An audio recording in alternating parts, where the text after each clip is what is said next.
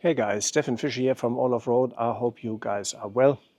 Hey, if you think going camping in New South Wales national parks is a reasonably low-cost alternative to expensive holidays, you may have to reconsider that because New South Wales National Parks is considering changing the whole camping system in the New South Wales National Parks and also ramp up the prices. And this is why I'm making this short video today, to make you aware of what is going on and have your say and maybe make a submission. I already did so to New South Wales National Parks and give your feedback whether you think that's a good idea. So let me explain what they propose. Right now, the New South Wales Government is proposing major changes to how camping works in our national parks. They want to introduce a new 6-tier fee system, with some sites charging as much as $89 a night during peak season prices. That rivals commercial caravan parks. Even basic bush camps that used to be free could soon come with a price tag. And it's not just about money. The new system means mandatory advance bookings for most sites, removing the flexibility and spontaneity that so many of us love, including myself. If you are a grey nomad, a family on a budget, or someone who likes to travel off the beaten path, these changes could make it much harder or even impossible to enjoy the great outdoors the way you always have. Let's break it down. First, affordability. Camping has always been the most accessible way for Aussies to enjoy nature. Big fee hikes will lock out low-income families, retirees, and solo travelers. Complexity. The new system is supposed to make it easier, but 6 different pricing tiers, seasonal rates, and premium site charges will make the system more confusing, not less. Loss of spontaneity. Advanced bookings for 80% of sites means you can't just turn up and camp. If you are traveling like me or in remote areas with no internet, you are out of luck. Ghost bookings.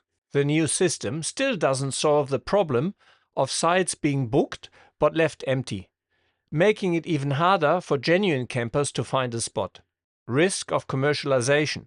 Our public parks could start to feel more like private businesses, prioritizing revenue over public access and the Aussie way of life.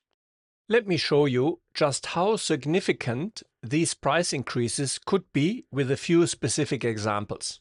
Threadbow Diggings Campground in the Snowy Mountains, which currently costs just $6 per night, would jump to $56 per night during peak season under the new tier system. That's a staggering 9-fold increase for a basic campsite. For premium beachfront locations, a typical family of 4 currently pays around $68 per night. Under the new system, this would increase to $89 per night during high season, approaching commercial caravan park rates for facilities that are often far more basic. It's also important to remember that these camping fees come in most cases on top of the New South Wales National Parks Pass that visitors already need to purchase for more than 45 New South Wales national parks. This is an additional cost of anywhere between $22 for a single park pass to $190 per year for an all parks pass. So when you factor in both requirements,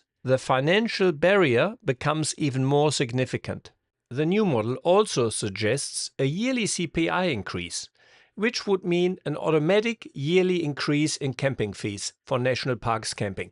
Perhaps most concerning is that approximately 60 to 70% of campgrounds that are currently don't charge fees would introduce them under this new model.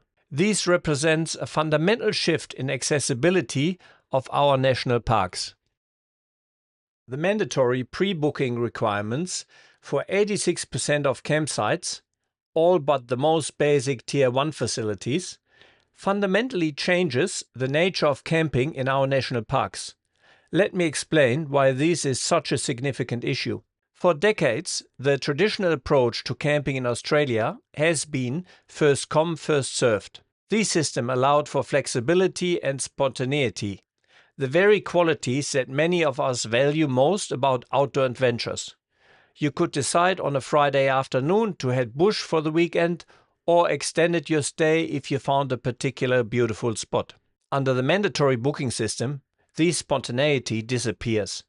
Every trip must be planned well in advance with rigid arrival and departure dates locked in. This approach simply doesn't align with how many Australians, particularly four-wheel drive enthusiasts and grey nomads, prefer to travel. There are also the connectivity realities. The pre-booking system also ignores the reality of traveling within New South Wales. Many campgrounds are located in areas with limited or non-existing mobile coverage. This creates several practical problems. If you are already traveling in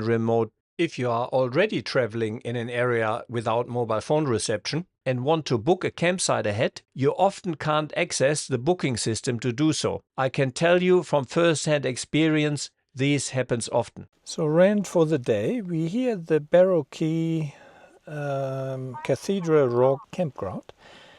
I'm trying to book for myself and Bastian. It is good that there is phone reception. Mind you, not enough here to book, so I'm using Starlink. But I'm trying now to book for 2 cars, but group booking requirements, you must book at least 5 days in advance. There's no one here. The whole thing is empty. There's one camper here. I mean, come on.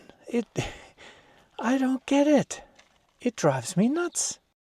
Also, if plans change due to weather, vehicle issues, or other unforeseen circumstances, you may be unable to cancel or modify your booking while on the road. This creates a no-win situation. Either you risk penalties for not showing up, or you are forced to stick rigidly to itineraries regardless of changing conditions. While the booking system was partially introduced to address ghost bookings, it actually contributes to the problem in remote areas.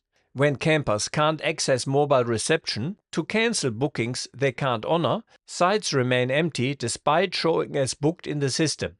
The first-come, first-serve approach remains far superior for many campgrounds, particularly for those without mobile phone reception. It ensures sites are used efficiently and accommodates the unpredictable nature of outdoor travel.